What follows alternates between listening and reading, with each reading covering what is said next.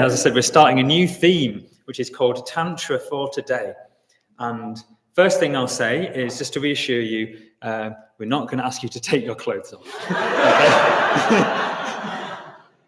Hopefully that's reassuring. I know it might be disappointing for some of you. It's not that kind of tantra that we're going to be exploring. They're not totally unrelated, as we'll see later. But yeah, so that's to put you at ease. Keep your clothes on, good. And but this talk, I'm going to be sort of introducing it quite broadly. So I'm going to be saying a bit about the history, where it came about, how it came about, why it did.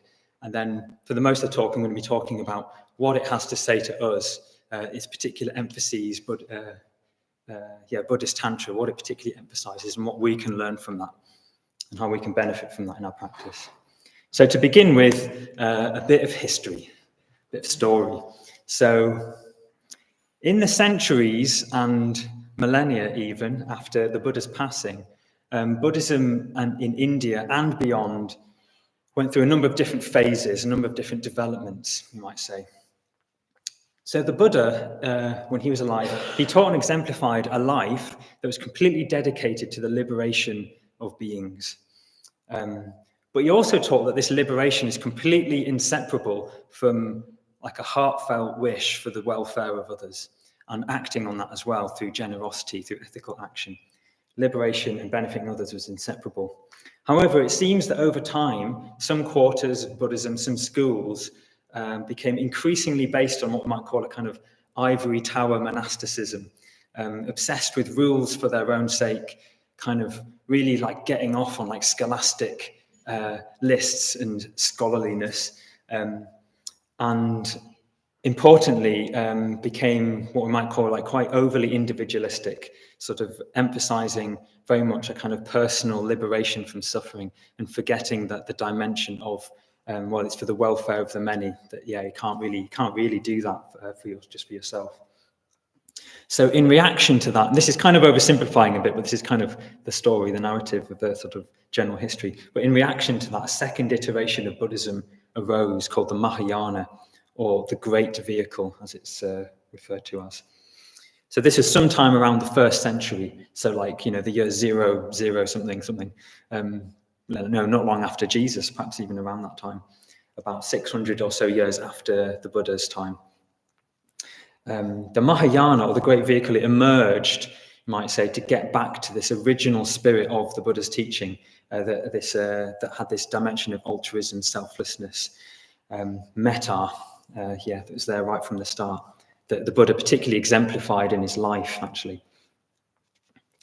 However, so that was the Mahayana. However, just as though, just in the same way that the Buddha's original teaching had sort of got distorted and needed to be kind of developed or corrected, as it were, by the Mahayana, and even the Mahayana over time lost something of its energy. It's a kind of natural thing that happens, which we'll be saying more about in a bit. But anyway, lost some of its kind of energy, became what we might say is like unrealistic, over-idealized, over-cosmic, too divorced from everyday life and practice. So the Mahayana, in their like myth and scriptures, we have this Buddhist ideal of the Bodhisattva who lives and works, liberating all sentient beings one by one, lifetime after lifetime, for millions and billions and gazillions of years, even aeons. This is this kind of huge cosmic myth. And this can be really inspiring to contemplate, this kind of that vision of altruism, just working tirelessly to help others forever, pretty much. Can be really inspiring, but if we take it literally, too literally, we might start to lose touch with present day reality and the significance of that. We might start to think, I'm this hero and I'm going to save everybody, which perhaps is a bit grandiose. That's a bit of an example of how sort of that Mahayana spirit can go wrong if taken too literally. So 500 years later, to counterbalance that kind of literalism, you might say, a new vision was needed to get back to the radical spirit of what the Buddha taught. And this is called the Vajrayana. So it's a third iteration of Buddhism, also known as Tantric Buddhism, which I said emerged around the 6th century. So, flip chart. So Vajrayana. I'll be using these words kind of interchangeably throughout the talk, Vajrayana and Tantric Buddhism. Vajrayana means the way of the Vajra, or the way of the diamond thunderbolt. Vajra means diamond thunderbolt. So it's the way that is as strong as a diamond and as powerful as lightning. And all the symbolism and imagery that comes with that, diamonds and lightning, thunderbolts. But why look at the Vajrayana? I'm going to dwell on this question just a little bit. Why look at it? Why not just stick, to the earlier scriptures? That's what we've been doing in the previous theme. We're looking at this sort of early life of the Buddha. We can get as close as we can possibly imagine to what the Buddha actually said by looking at those really early scriptures. So why should we look at something that's developed over 1,000 years after the Buddha? So to understand this, I think we can understand this, or perhaps learn from this. I'll illustrate something, I think, which might draw this out.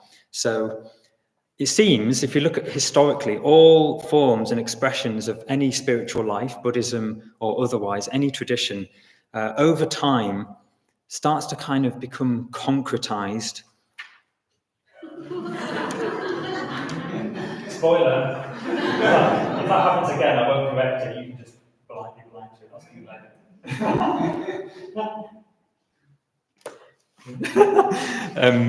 What was I saying? Yeah, over time, any spiritual tradition sort of becomes more scholastic. It can lose its radicalism, becomes more literal. Don't look. Becomes like literalized. Becomes what we might call respectable. Yeah, respectable. Like things start to merge and blend with sort of the culture that it's around, and kind of becomes just more trying to appease the culture, which back in the day might have meant, I need to present my tradition in a way that the king is really going to be interested and want to give us money so we can carry on living and doing our thing. Yes. Sangha Night, so who founded this tradition, he lived in India for about 20 years and then came back and founded this tradition back in the late 60s.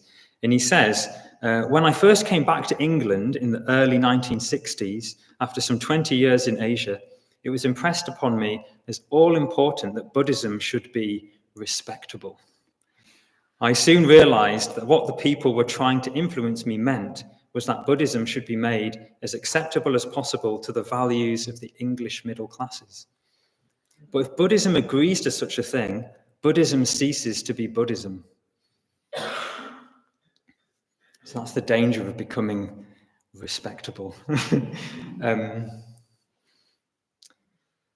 Yes, so this can happen, this does happen, it's inevitable. It happens to all traditions over time. It'll happen to us eventually, hopefully not for a few hundred years, but it does happen. And when this happens, when degeneration happens, the original vision of the original kind of creative life and spiritual vitality has to be rediscovered and re-expressed. And this is how every tradition has emerged over time. Every single tradition has been taking what came before them and then rediscovering this kind of core vital flame, this spiritual essence, which was right there from the start, that the Buddha was kind of giving, kind of bodying and communicating, sort of bringing forth, communicating with others. And this is something that we ourselves have to do as well, time and time again in our practice. We can't ever be content to think that we've grasped Buddhism, that we think we know what it is, that we've got, the right teaching. This is the one. This is what Buddhism. This is what it says, and that's the end. Or this is what the Buddha said. We can't ever, think we really know it, or even that we really know the Buddha. We need all the help we can get to keep rediscovering and sort of reinvigorating that kind of core vital flame, to meet the essence of the Buddha, we might say, the essence of the Buddha, which is not the same as the outer form. And that goes for the scriptures as well. So different traditions have emerged down the ages, and they can all teach us something really unique, something really important about this essence, about what the Dharma is really about and what the Buddha is really about. And during this series, we're going to be approaching the Vajrayana in this spirit, the Vajrayana or Tantric Buddhism, as a gateway into what the Buddha was actually trying to communicate right from the start, in ways that we won't find in the really old scriptures. So it's interesting, it almost seems a bit like backwards. It kind of going to like a really later development of Buddhism to kind of get underneath of what was really going on, what was it all about right from the start. And all different traditions of Buddhism can help us do this. So Tantric Buddhism has a lot to say to us, and we need some of its spirit. It has a particularly, I think, powerful and unique insights and perspectives. So you could say, I think we all need something in one way or another. We all need something of this spirit of the diamond thunderbolt. But translated for our times, really importantly, translated for our times, we can't be Tantric Buddhists.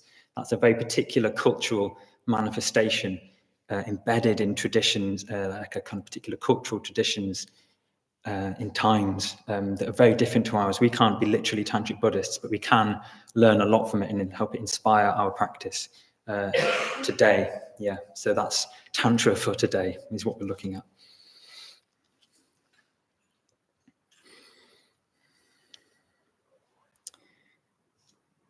So that's the story, history bit. And now looking at what are the characteristics of Vajrayana Buddhism. And I've got 4 characteristics, 4 things. Firstly, the Vajrayana emphasizes the everyday as an arena for practice, the everyday. So making the ordinary mythic and sacred. So this, we might say, is in distinction to a particular view of practice that is somehow, in one way or another, about like escaping the world, escaping the ordinary, like leaving behind all that dirty, gritty, icky, non-spiritual stuff behind for a more kind of bright, beautiful, refined existence that's somehow like above it all and beyond it all, like beyond the world. I mean, there is a valid perspective there, but as I was saying, like that exclusively can be problematic. And I've certainly found this. I definitely, it's something I've had to work on and still am working on, is a tendency to, well, I guess in a way, just look for heaven, looking for a heaven. And sort of part of me feels like, really, it'd be nice if I could just do all the right things so that some man with like a big white beard is like got my life on a parchment and he's like giving it lots of ticks and then says like, top marks, you're in, yay, no more suffering, eternal safety and happiness. Amazing.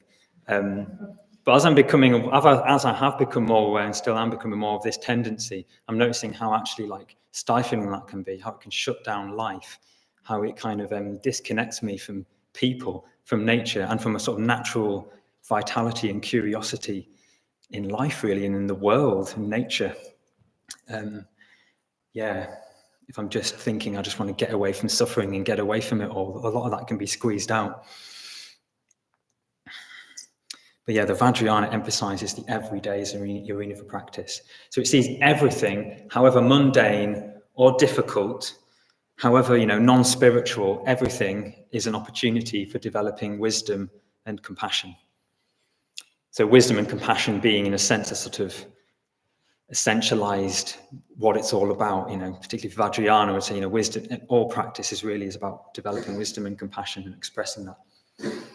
So the Vajrayana emphasizes the qualities of mind we're cultivating and the effects we're having on others right here and now and all the time, rather than being like overly focused on like a future goal or like trying to reach what's sometimes referred to as like spiritual retirement home, just always future orientated.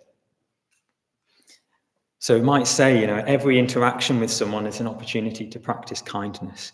Every, dirty plate is an opportunity to practice generosity. Every dishwasher that's just been loaded and is ready to be emptied is an opportunity for that as well. Every time someone wrongs us, it's an opportunity to practice patience and understanding. Every time the car breaks down is a practice to let go of trying to fix the world and make it all work for us, and the freedom that come with that. So everything that happens to us is a potential opportunity for practice to develop wisdom and compassion, love and freedom, you might say. So secondly, and kind of somewhat related to this, and I'll be saying more about this, the Vajrayana emphasizes our personal direct experience rather than abstractions, ideas, even philosophies. So, for example, we hear from Buddhism that all things whatsoever are empty, devoid of unchanging selfhood, devoid of separate unchanging selfhood. And the Vajrayana might say, so what? So what? What does that mean, What does that mean for how we're actually living our life right now, day by day, hour by hour? How is this affecting our relations with people? Is this actually, do we feel more free? How is this actually changing our life? If you asked a Zen master to explain the nature of reality to you, he might just slap you across the face, and that would be his response, somehow. There's a famous story of Milarepa. So Milarepa was a Tibetan Buddhist, and Tibetan Buddhism is like probably the main strands of Vajrayana Buddhism. Sometimes they're actually used interchangeably, Tibetan Buddhism, Vajrayana. Most of what we call Vajrayana Buddhism is come through Tibet most of the time. Anyway, there's this story of Milarepa, a very famous Tibetan Buddhist, a yogi who meditated in the caves above the snow line in the Tibetan mountains, just wearing a loincloth, meditating in such a way that generated enough heat that he could just live out there. But anyway, he had a disciple called Rachungpa who'd been to India and developed all these amazing texts, all these books about Buddhism, all these fancy new perspectives, from India, the land of the Buddha's birth, the land of the Buddha. And Rachungpa came back really happy with himself, really happy to see his teacher Milarepa, leaves the books, goes off, comes back and can smell smoke. Think, what's going on? And comes in and finds Milarepa just burning all his books, just burning them, all of them. And I've not reread the story, but kind of paraphrasing a bit, I think Milarepa basically gives some kind of teaching, saying, anything that you're not actually prepared to really practice, to really put fully into your life, you might as well just burn it. What's the use? What's the use if you can't really embody and live out what you're reading? Importantly, the Vajrayana reframes the three jewels as things in our direct experience. So that's the Buddha, the Dharma, and the Sangha. Like when we salute the three jewels before meditation, also known as the three refuges. So these are considered the three most precious things in Buddhism, and committing oneself to these three jewels, to these three refuges, is considered to be basically what it means to be a Buddhist. If you think of yourself as a Buddhist, in one way or another, it's due to kind of committing, even if it's in a really small way, to some extent, oneself to these three jewels, which is sometimes referred to as going for refuge to the three jewels.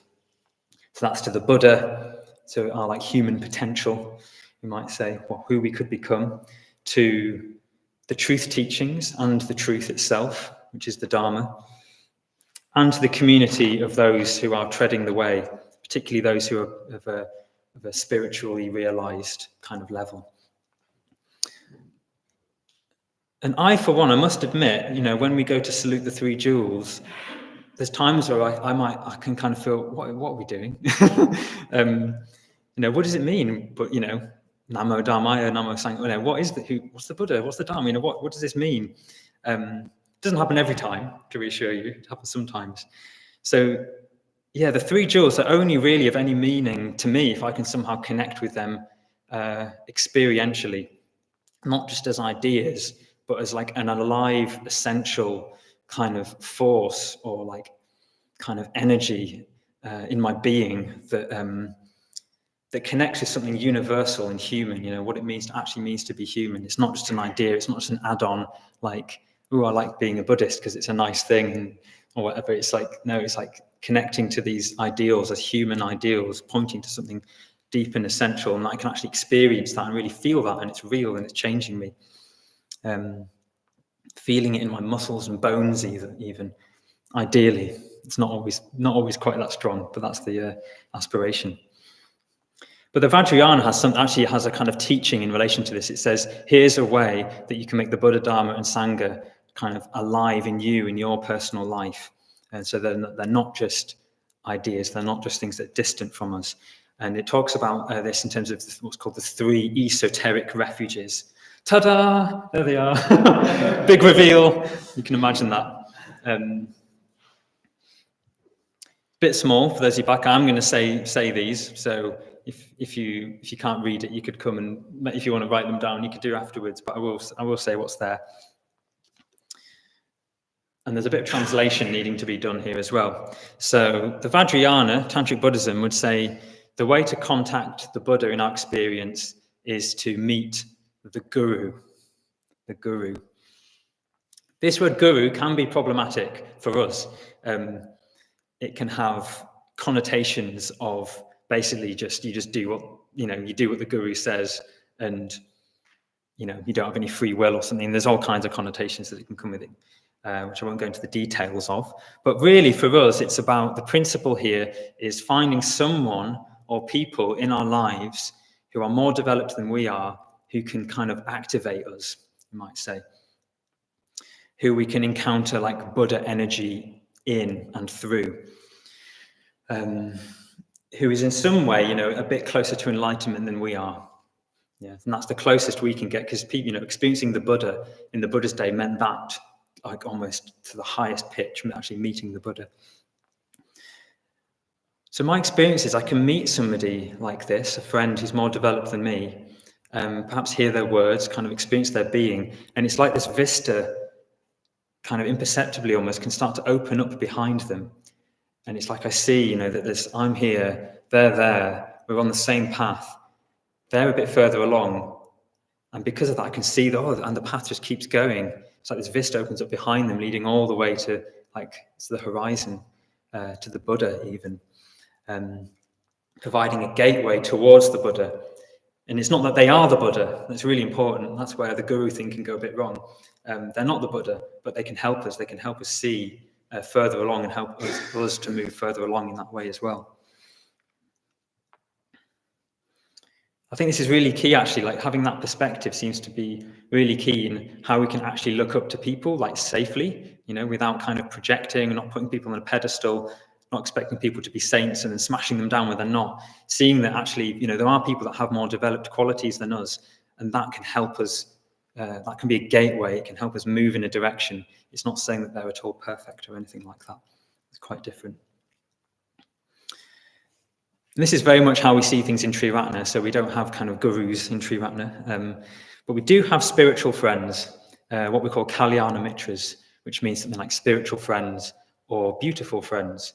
So I've written here, sort of for us, this where we might find the Buddha in our experience. I've put in brackets mature spiritual friend. So mature meaning basically, somewhat more developed than us, spiritually mature.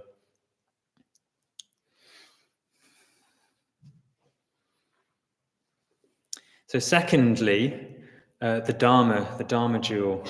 And the Vajrayana says we can contact this in our experience through what's called the Yidam.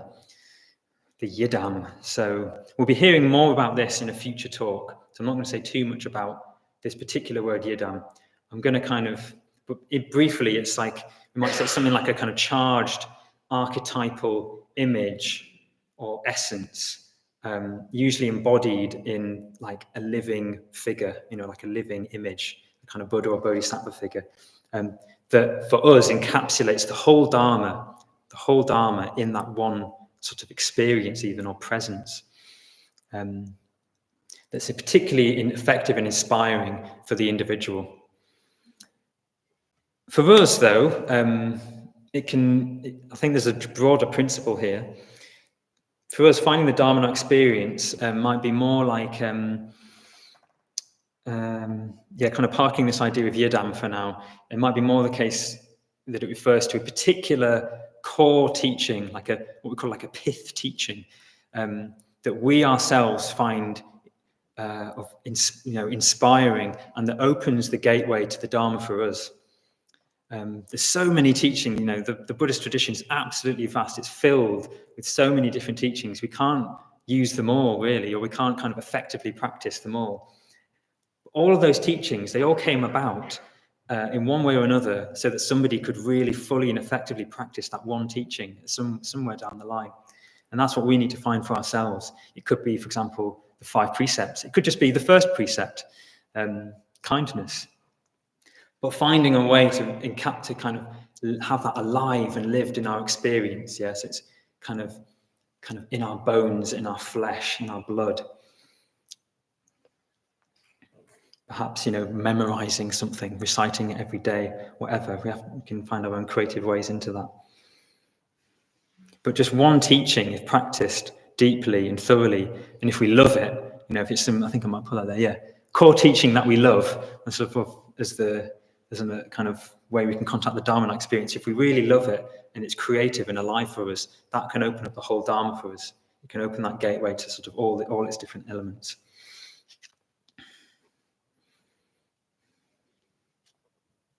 It's like a breadth through depth, you might say. So thirdly, the Sangha, and I like this one, what the Tantra has to say about this. So it says that we find that the Sangha in our experience by encountering what they call the Darkini.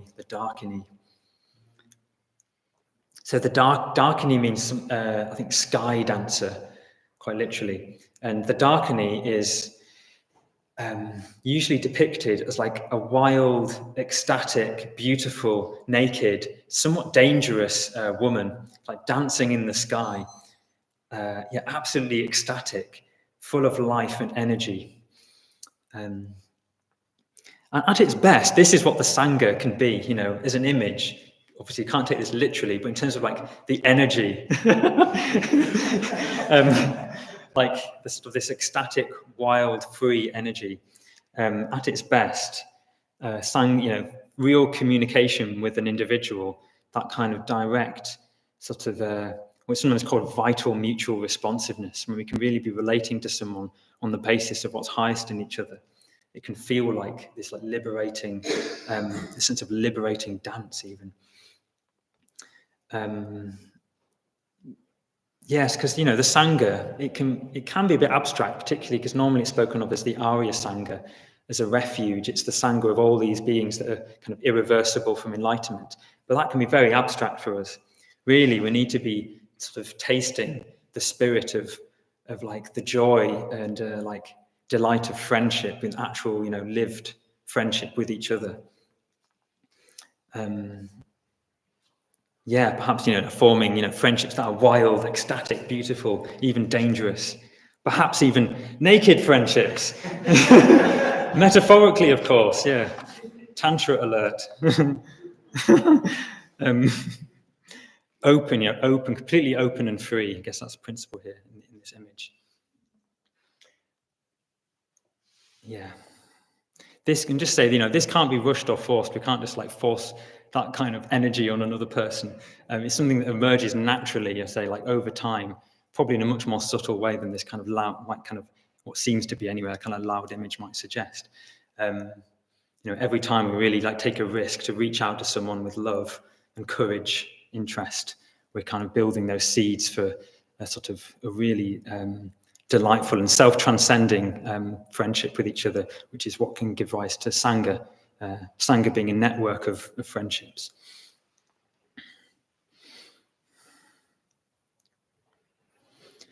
So that was the Vajrayana emphasizing finding the direct experience rather than abstractions. So thirdly, the Tantra is all about energy. Vajrayana Buddhism, it's all about energy. And by energy can mean all kinds of different stuff. We can use it quite in a vague way.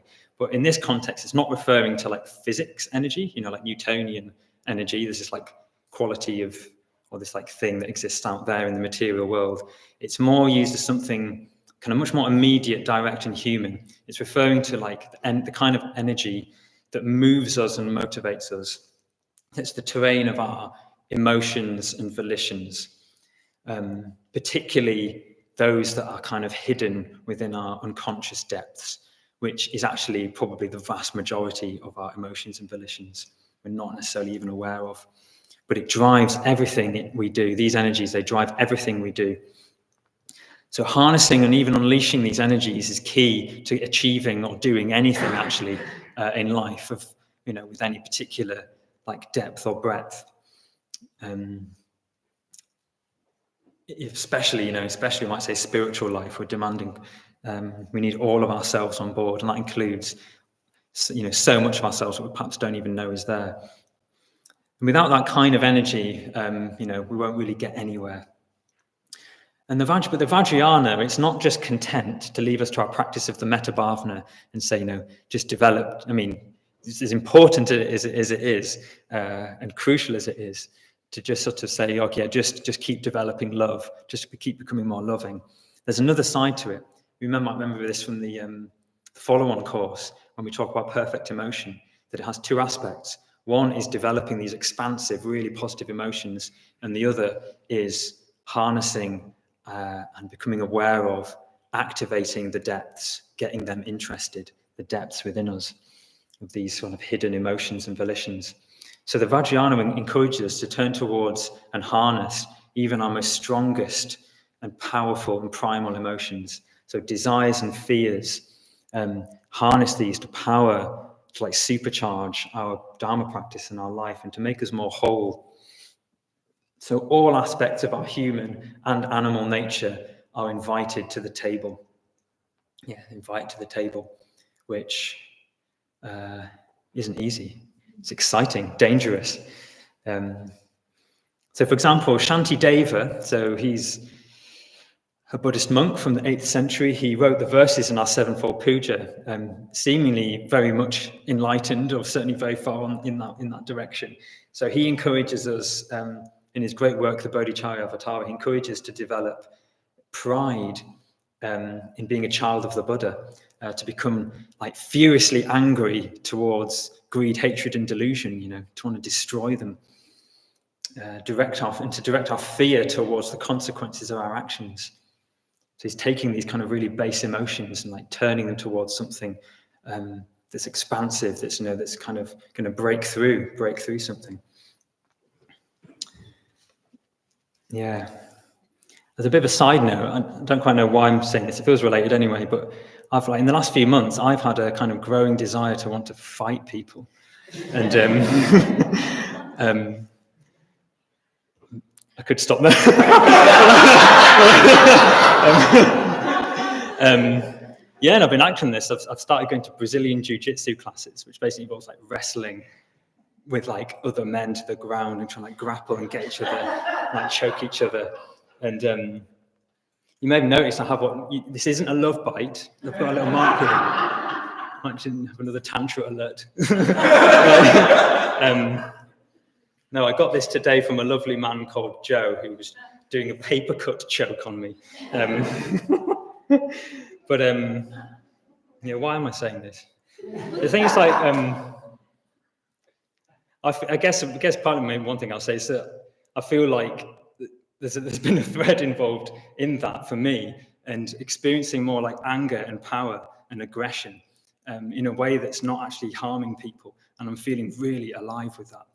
And it feels like it's sort of I'm feeling a lot more joy and freedom because of that. And I find that's really interesting, isn't it? You think, that stuff, it's not very Buddhist, is it? It's not very Buddhist.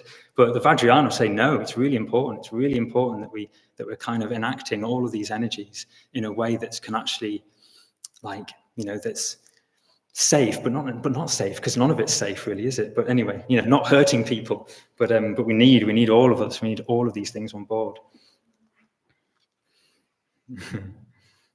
So in 2 weeks, we'll be hearing a talk on transforming fear into freedom, for example, symbolized by the image of a cremation ground where bodies are taken to be burned or simply left to rot.